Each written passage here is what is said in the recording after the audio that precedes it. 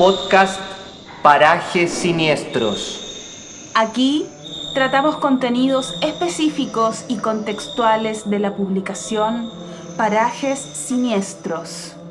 Materiales, entrevistas, comentarios de libros, análisis de obras y lectura de documentos. Todo con el objetivo de ensalzar la imaginación, disfrutar y aprender de las corrientes subterráneas que recorren las artes y el pensamiento, haciendo especial hincapié en las diversas visiones espirituales de las artes. Con sus anfitriones Lucina y Satanio Ar.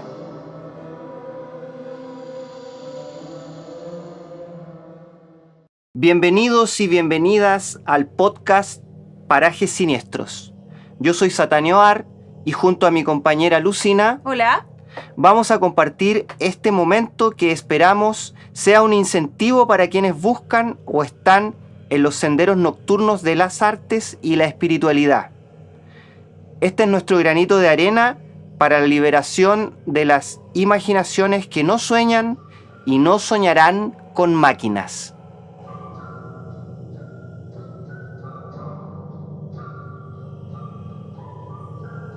Satanio, ¿cuál es la razón que anima este podcast?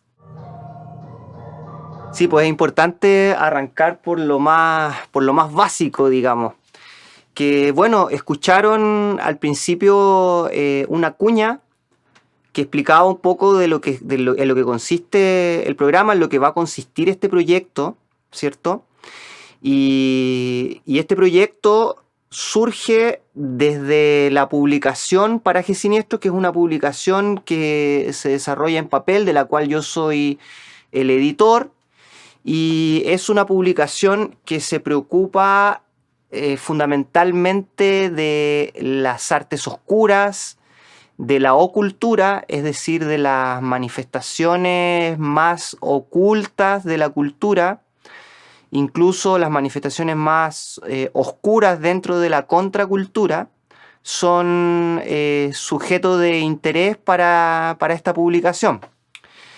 Y también esta publicación surge de la constatación, este podcast también, de la constatación, digo, de que no hay mucho trabajo al respecto de estas temáticas. No hay mucha escritura, no hay mucha información, no hay muchos lugares a los cuales uno pueda acudir si uno tiene el interés de conocer más o incluso simplemente de informarse, porque es importante, sobre todo para las personas que son creadoras, ¿cierto?, el poder tener acceso a otras fuentes, a otros espacios de discusión, de análisis, etcétera, donde se pongan en evidencia otros referentes que para nuestro caso vendrían a ser los referentes del esoterismo,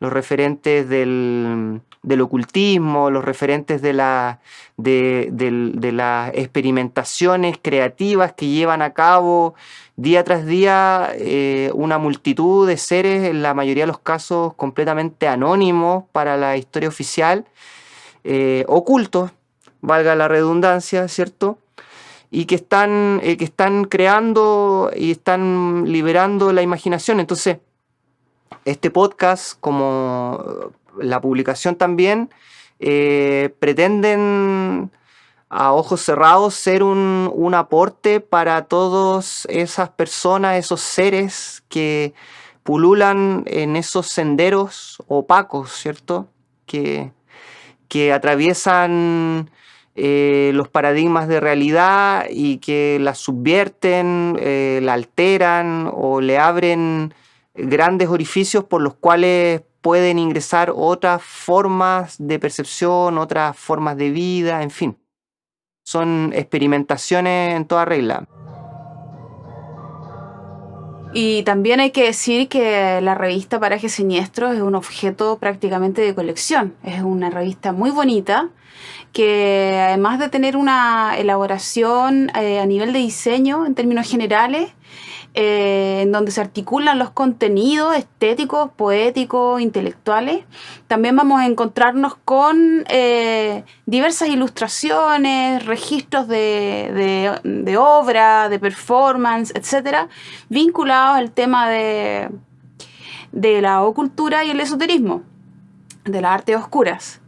Y bueno, y como dice Satanio, no es difícil de corroborar el hecho, yo como colaboradora de Parajes Siniestros y también como investigadora independiente, no es difícil de corroborar el hecho de que el campo del arte como institución se plantea dentro de este mundo más moderno, con distancia frente a la espiritualidad, en tanto esta es vista con el prejuicio de la religiosidad. Entonces, en ese sentido, es interesante aportar con un espacio de debate, un espacio de disfrute también en relación a este cruce entre el arte, las artes oscuras y las espiritualidades, pero ya sin esta camisa de fuerza de dogmatismo o de pronto leyes muy duras que no nos permiten realmente hacer la conexión o liberar nuestra imaginación.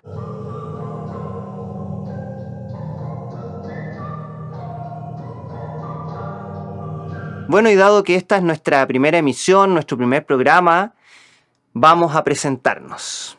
Sí, yo soy Lucina, investigadora independiente, colaboradora de la publicación e interlocutora de este podcast. Con Satanio compartimos varios proyectos de investigación y creación. Y juntos también esperamos que este podcast sea un aporte para muchos y que ustedes nos colaboren con la difusión. Eso.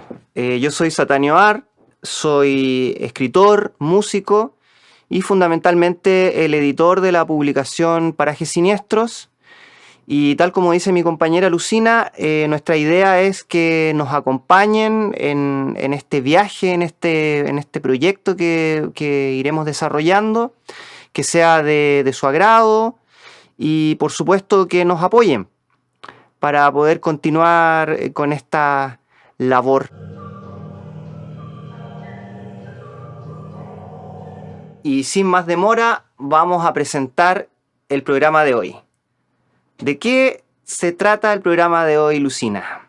El programa de hoy se trata sobre el surrealismo y la espiritualidad. Pero, ¿qué relación puede haber entre el surrealismo y la espiritualidad, Satanio?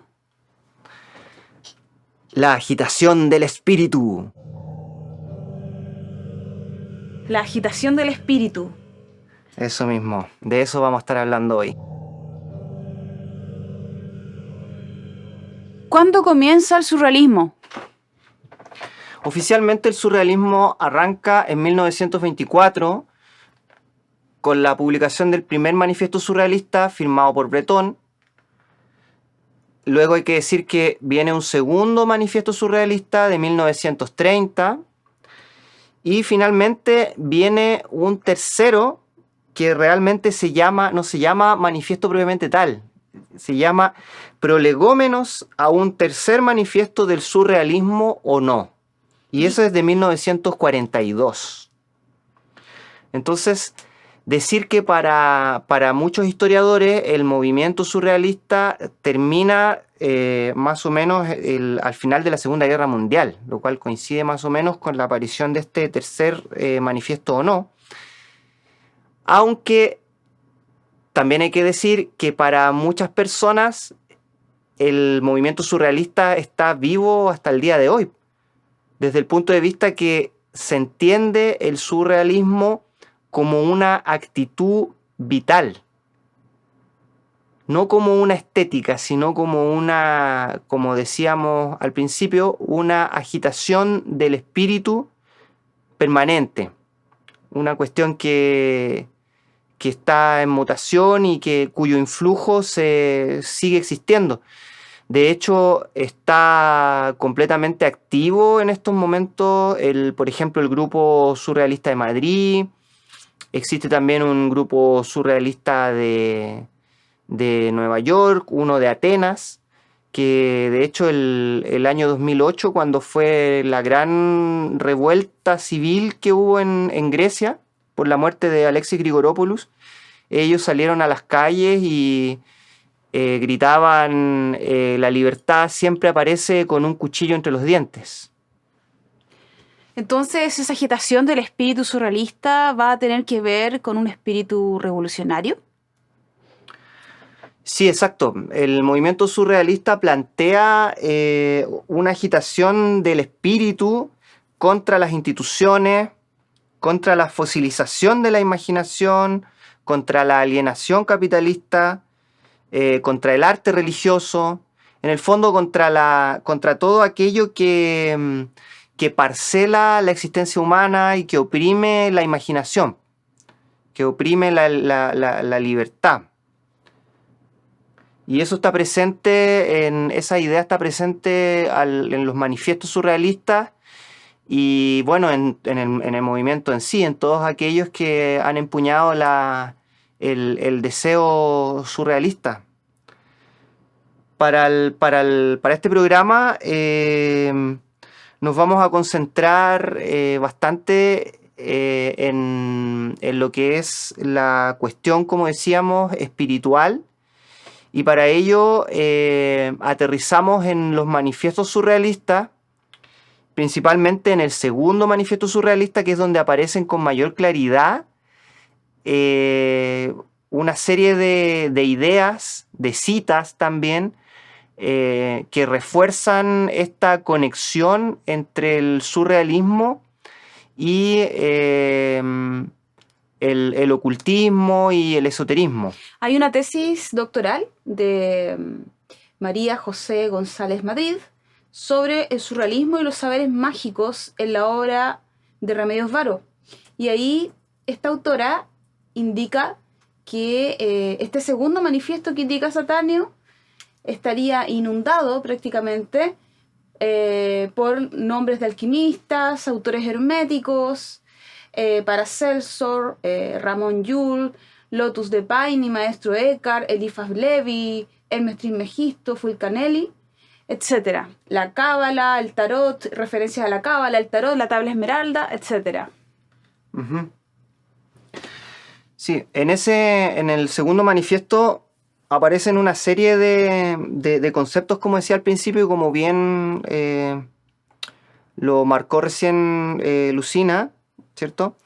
Me gustaría que nos pudiéramos detener en algunas de estas ideas. Yo apunté aquí unas cuantas y bueno, para empezar, es casi que obligación hacer mención al automatismo como un método de búsqueda de la mediumnidad y de lucha contra la racionalización y la matematización del espíritu. Que recordemos que la matematización del espíritu es un concepto que planteaba Descartes como forma de rechazo a la imaginación. Y recordemos también que nuestra civilización a tiempo presente sigue estando notablemente informada e influenciada por estas lógicas cartesianas que separan y dividen los campos del conocimiento, alejando, ¿cierto?, las posibilidades de contaminación de unas áreas con otras. Tal vez podríamos hablar de algoritmización del espíritu. Sí, pues hoy en día completamente. Entonces, en el segundo manifiesto del surrealismo, Breton nos habla llama a reivindicar el examen y el estudio de la astrología y la metapsíquica, en especial lo que concierne al estudio de la criptestesia. ¿Qué es la criptestesia? Se preguntarán. La criptestesia es el conocimiento extrasensorial, objeto de estudio de la parapsicología. La criptestesia es la capacidad de percibir sensaciones o informaciones que escapan a la inmensa mayoría de seres humanos. Por ejemplo, la telepatía, la clarividencia, la premonición, etc. Él llamaba a la gente a interesarse y a estudiar estos conocimientos, ¿cierto? Igual este llamado también tiene que haber en la época generado una especie de escándalo en el mundo del arte. Sí, pues sí, hubo gente que no le gustó para nada que Bretón hiciera tanta mención a este tipo de conocimiento. De hecho, él llama también a subordinar el interés de la creación surrealista al que presentan los mensajes de los medium. En el fondo está haciendo un llamado de atención porque ya en 1930 ya muchos surrealistas se estaban haciendo famosos. Y ya se estaba como el gran público se estaba interesando por toda esta como eh, revuelta contra la razón y a favor del sueño, que es como una de las directrices, digamos, del movimiento. El gran público ya comenzaba a interesarse de forma tal que algunos surrealistas ya empezaban también a reaccionar en contra de esto. Y por eso mismo es que Bretón llama a que le prestemos más atención a los mensajes que los muertos nos envían a través de los mediums como algo mucho más importante e interesante que la propia creación surrealista. Esto es muy interesante, ¿eh? Es como una forma de ir contra la fetichización del surrealismo también, ¿no? Exacto, es una manera de mantener al gran público ahí a raya. Otra de las cuestiones interesantes que plantea el surrealismo en este segundo manifiesto es la alquimia del verbo, que es una idea de Arthur Rimbaud, el poeta, el que escribió Una temporada en el infierno y otros grandes poemas, ¿cierto? Que pasaron a ser patrimonio del trabajo de los surrealistas, junto con la obra de Isidore Ducas, del Conde de Lautréamont. Entonces, esta idea de la alquimia del verbo es utilizada para exaltar la búsqueda alquímica surrealista porque ellos se concibían a sí mismos como alquimistas también. Alquimistas que buscaban, igual que los alquimistas de la tradición, la piedra filosofal, que para el caso del surrealismo vendría a ser aquello que debía permitir a la imaginación del humano tomarse un estruendoso desquite. Y Bretón nos dice, aquí estamos de nuevo, después de siglos de domesticación del espíritu y de resignación absurda, intentando emancipar definitivamente esa imaginación. Entonces, en la lógica de esta búsqueda de la piedra filosofal y de esta alquimia del verbo, también es interesante la definición que le dan al verbo. El verbo, dice Bretón, esta vez citando a los cabalistas, que recordemos, los cabalistas son los estudiosos de la cábala, ¿cierto? Hay una cábala judía, también hay una cábala cristiana, ¿cierto? Y claro, son, en la mayoría de los casos, los estudiosos estudian para ser magos, ¿ya? Entonces, dentro de lo que los cabalistas definen como verbo, y que es lo que interesa a Bretón, verbo sería aquello a cuya imagen fue creada el alma humana.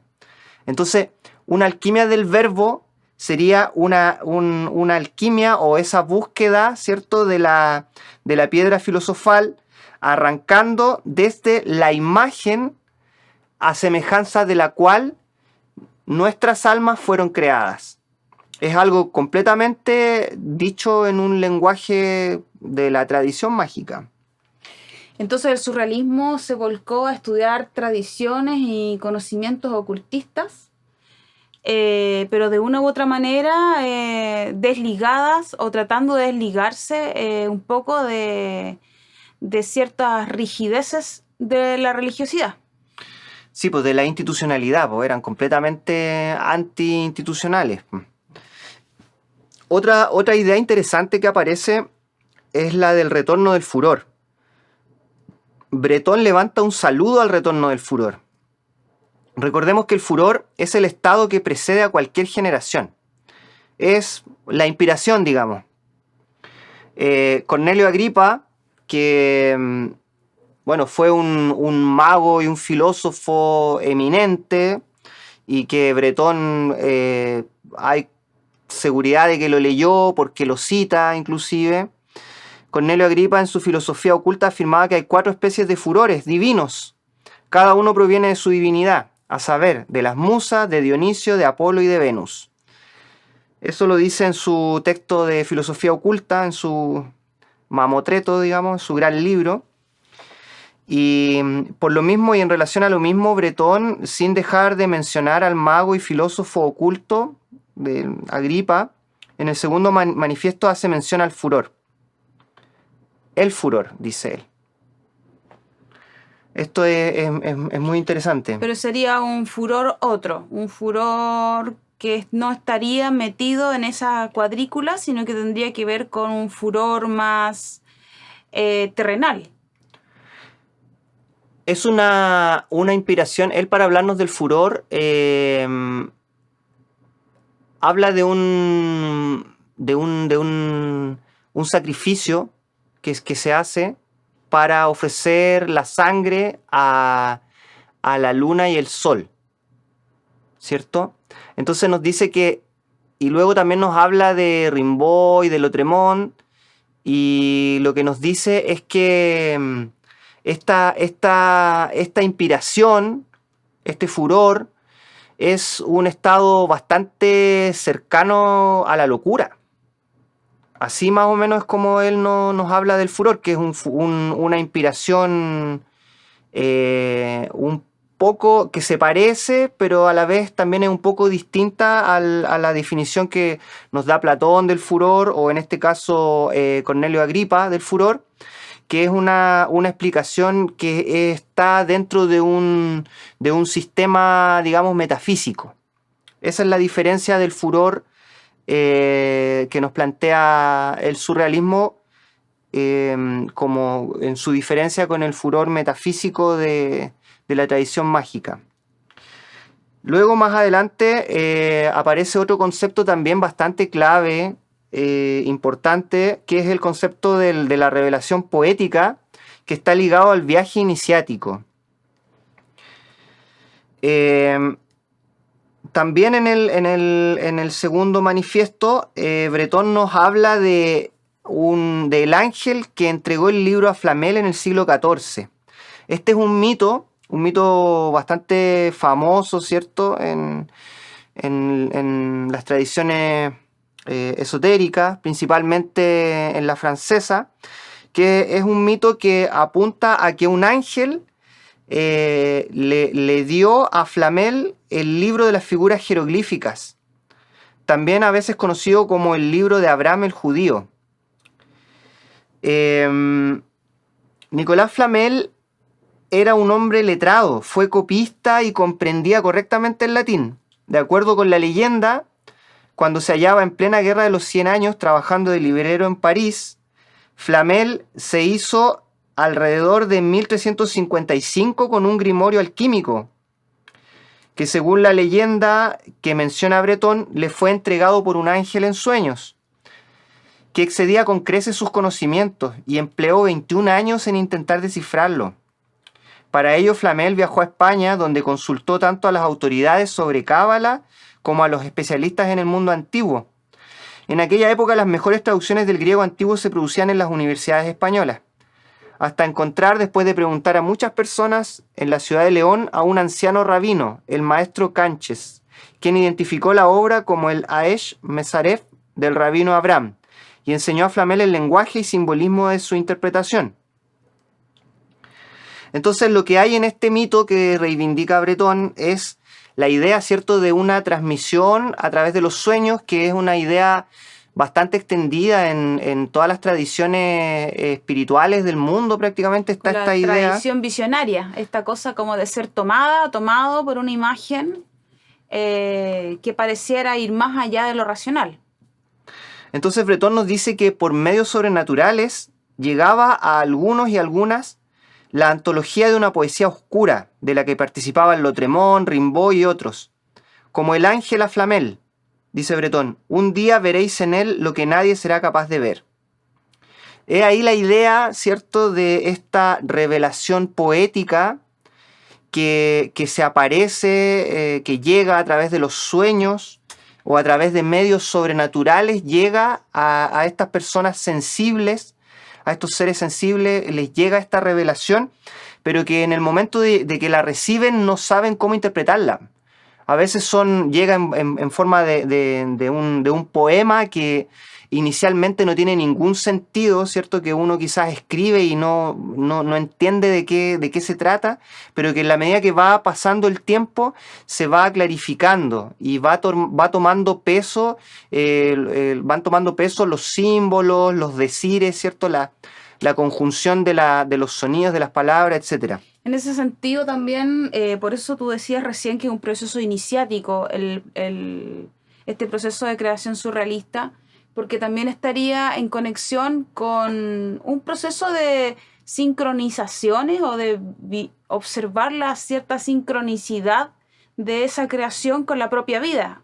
En ese sentido sería el surrealismo una actitud, como habías dicho, para vivir, una actitud imaginativa para vivir. Sí, una búsqueda de la liberación de la imaginación, exacto. Pero también, por otro lado, el surrealismo se plantea como un movimiento oculto. En este segundo manifiesto, Breton pide la ocultación profunda, dice, verdadera del surrealismo. ¿Para qué? Para evitar la aprobación del público. Para no acabar, dice él, fabricando canciones. Dice que es necesario mantener al público enfurecido mediante desafíos y provocaciones. Entonces aquí es donde resalta o aparece en su texto la idea de la maldición. Dice que al surrealismo no le conviene mantener alejada la maldición de sí. Entonces, esta idea se explica mejor cuando uno lee los cantos de Maldoror, ¿cierto?, del Isidore Ducas, del Conde de Lautréamont, digo. Él dice en una parte del libro, dice, solo a algunos les será dado saborear sin riesgo este fruto amargo. ¿Ya?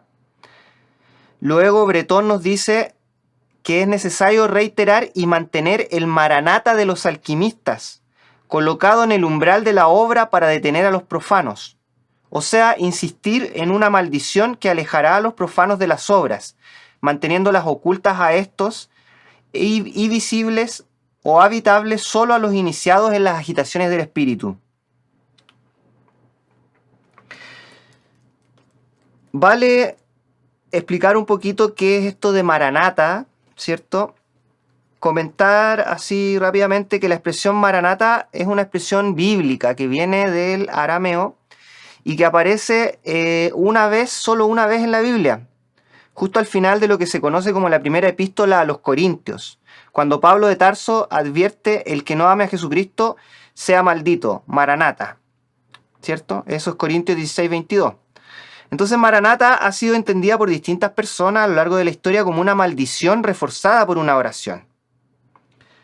Cabe mencionar de todas maneras que al día de hoy no es la lectura dominante del término, puesto que se le suele entender o traducir simplemente como el Señor viene.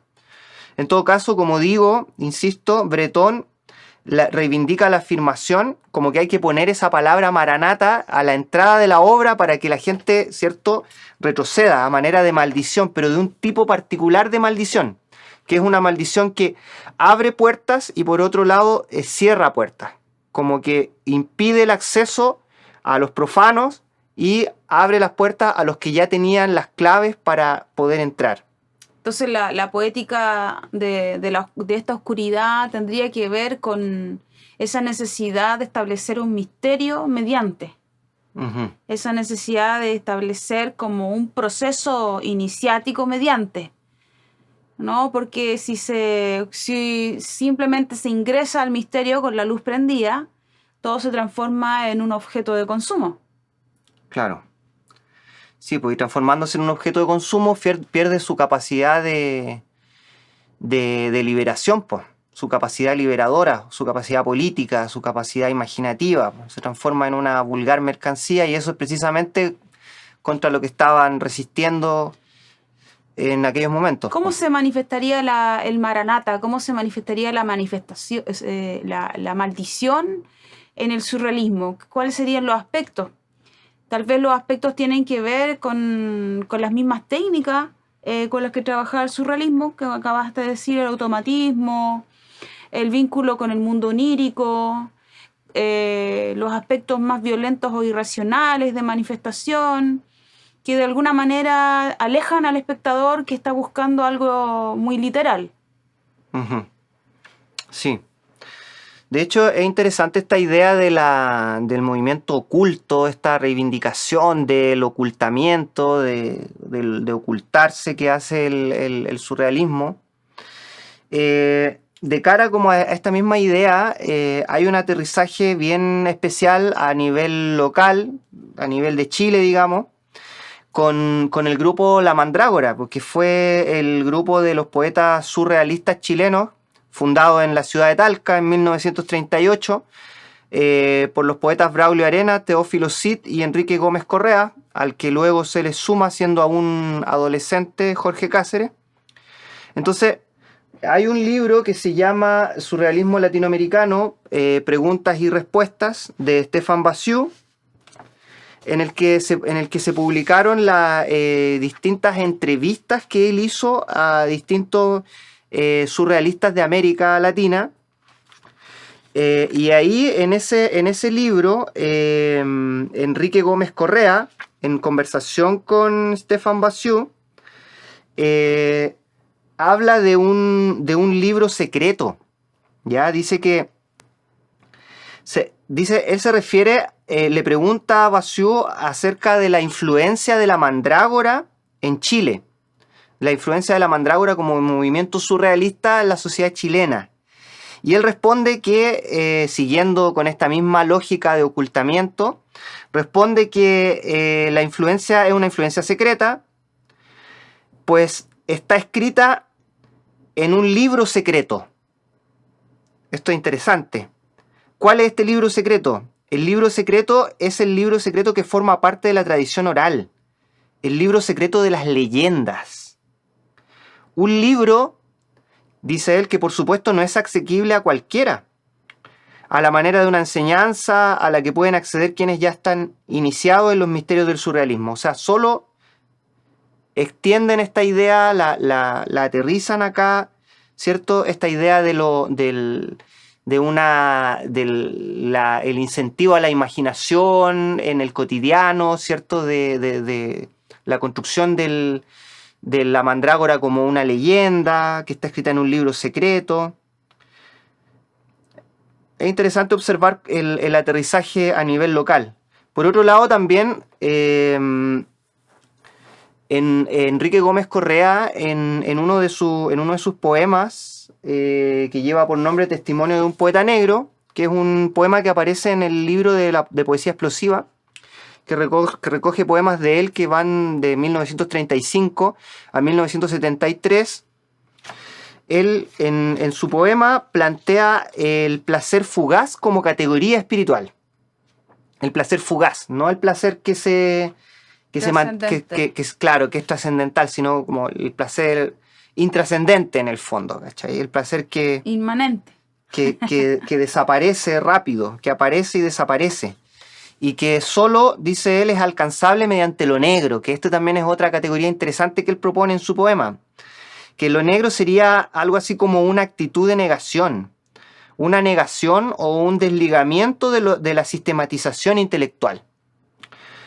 Ahí tenemos un par de ideas bastante potentes que están presentes a nivel local.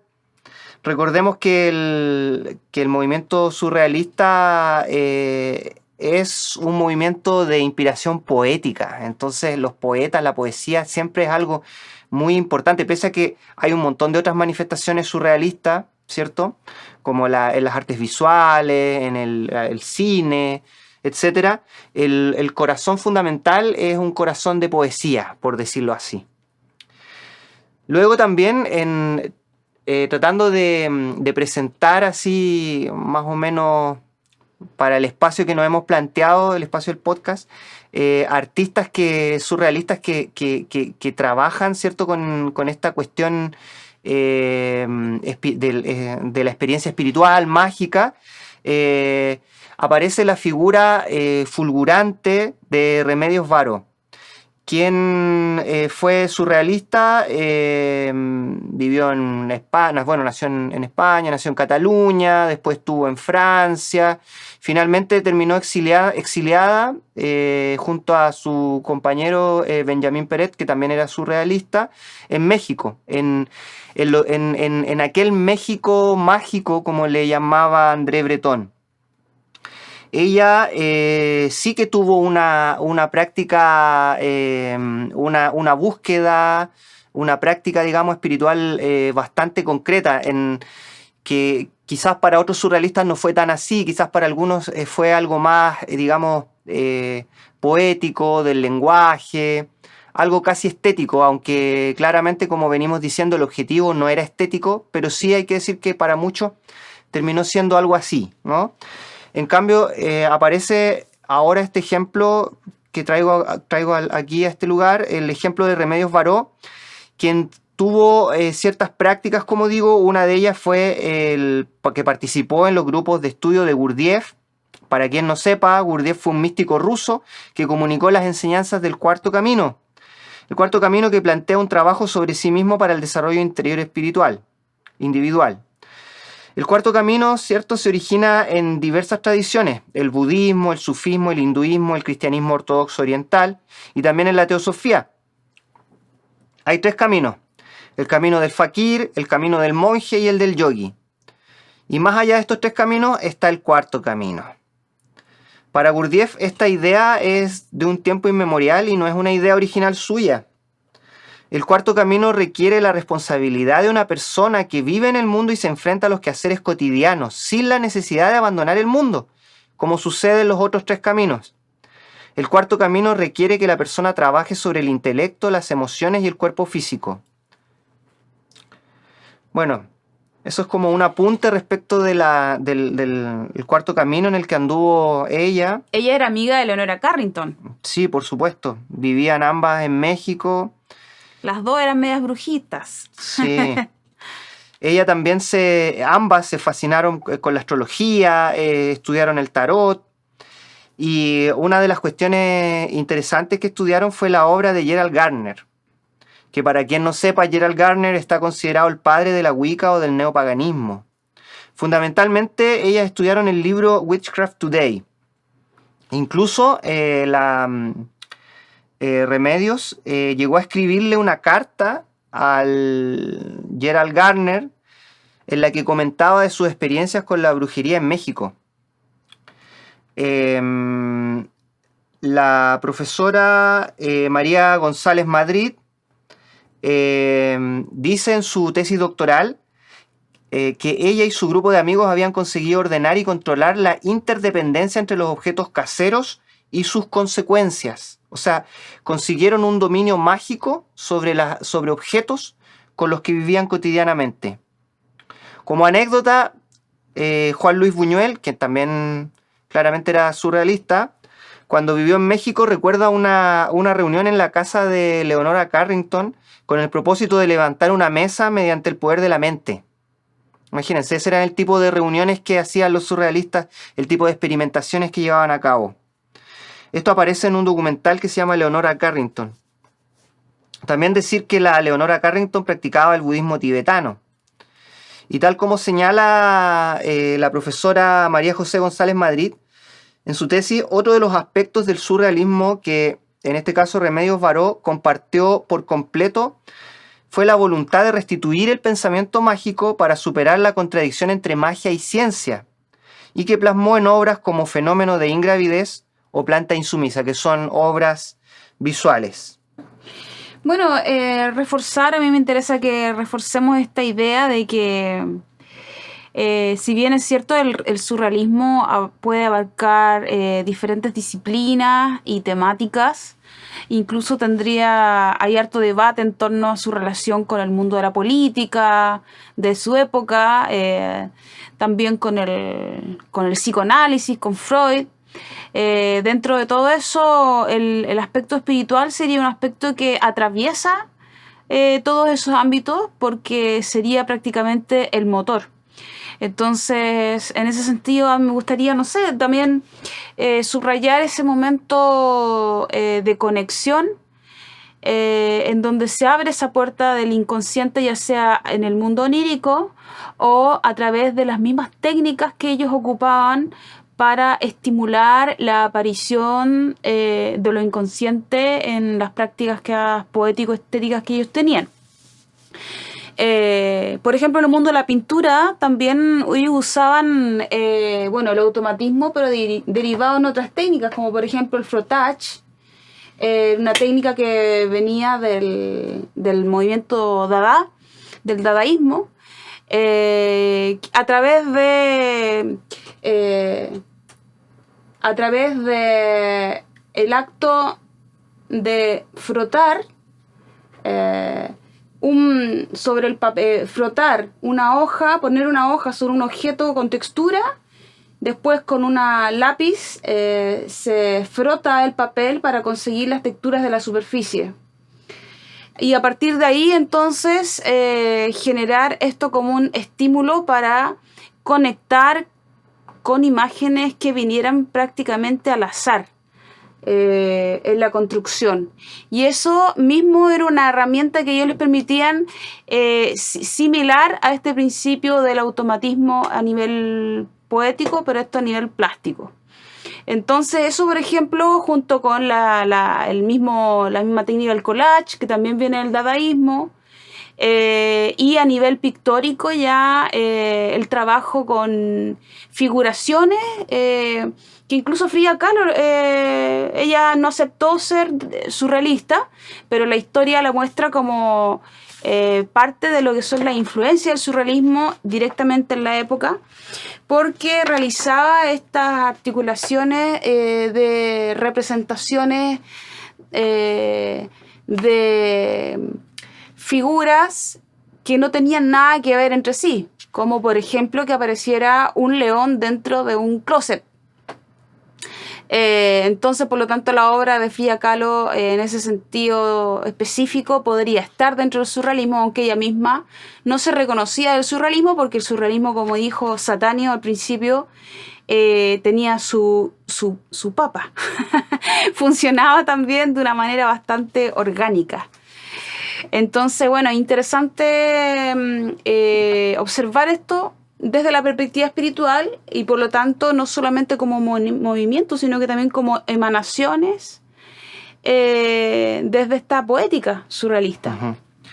De hecho, el Octavio Paz tiene un texto que cuando Stefan Basiu sacó su antología de la poesía surrealista latinoamericana, el año 74 escribió Octavio Paz un texto en el que sí que menciona a la Frida Kahlo. La menciona. Y también dice algo bien bonito en el texto que dice, hay una parte, creo que la tenía marcada por acá, aquí, donde dice, la historia espiritual de América Latina está todavía por hacerse, dice él. Qué bonito. Sí. Y reivindica bastante el trabajo de la Mandrágora, como el grupo el grupo surrealista de América Latina que estuvo volcado hacia afuera, al contrario de lo que pasó dice él, con el grupo surrealista de Argentina, que lo fundó Aldo Pellegrini. Recordemos que él es el primer, ese es el primer grupo surrealista de Latinoamérica, ¿ya? Y él es el introductor el traductor fundamental del surrealismo para la lengua castellana, y también hizo un trabajo formidable traduciendo los textos del Conde de la Tremont. Entonces es una persona, Aldo Pellegrini, una persona bastante importante en América Latina en lo que concierne al movimiento surrealista, al influjo, a las ideas del surrealismo. Y bueno... no fue surrealista, pero sí estuvo bastante implicado con el surrealismo. Cirlot, ¿cierto? Juan Eduardo Cirlot, que dedicó gran parte de sus buenos años de estudio al surrealismo. Y eso no exento todo eso de ciertas polémicas de la época. Entonces ahí tenemos, por ejemplo, para recomendar la lectura de Introducción al Surrealismo de Cirlot, y también El mundo del objeto a la luz del surrealismo, que es un libro más pequeño, más delgadito, tipo artículo, donde se va aproximando a ciertas obras y sus objetualidades desde una perspectiva poética, y defiende Cirlot el surrealismo desde lo espiritual. Curioso, igual y muy interesante, porque posteriormente Cirlot se dedica a estudiar la abstracción. Entonces ahí tenemos dos puntos del siglo XX, cómo de las artes plásticas se logra los artistas logran acercarse al mundo de la espiritualidad a través de estos lugares que lograron sacudirse un poco también siendo hijos de la modernidad y de la secularización, sacudirse también un poco de eso. Uh-huh. De todas formas, la obra de Juan Eduardo Cirlot es potente, es muy interesante. Posiblemente más adelante estaremos hablando de su trabajo, porque tiene un trabajo bien importante, escribió un montón de libros. Bueno, dejó un legado, digamos, Claro. Un legado muy potente con una visión muy particular de la espiritualidad en las artes. Así es que totalmente recomendada su lectura. Y tenemos más libros que podemos recomendar en relación a esta conjunción, ¿cierto?, entre el surrealismo y como vía espiritual, digamos. Igualmente decir que hay muchos libros acerca del surrealismo, hay mucha información, pero bueno, nosotros en particular, en lo que refiere a este programa, quisiéramos recomendar estos, los de Cirlot que mencionó recién Lucina. A esos habría que sumar la tesis doctoral de la profesora María José González Madrid, que se llama Surrealismo y Saberes Mágicos en la obra de Remedios Varó. También el libro de Enrique Gómez Correa, Poesía Explosiva. Obviamente los manifiestos del surrealismo de André Breton, que están traducidos, prologados y con anotaciones, más aún de Aldo Pellegrini. Y el libro Surrealismo Latinoamericano, Preguntas y Respuestas de Stefan Basieux. Hay muchos más, pero creo que estos son los que más vienen al caso. Y los dejamos invitadas al próximo podcast, donde nos dedicaremos a comentar y a disfrutar comentando el libro El arte mágico de André Breton. Eso, esperamos que les haya gustado este programa y seguiremos, pues. Difundan, compartan, etc. Saludos. Saludos.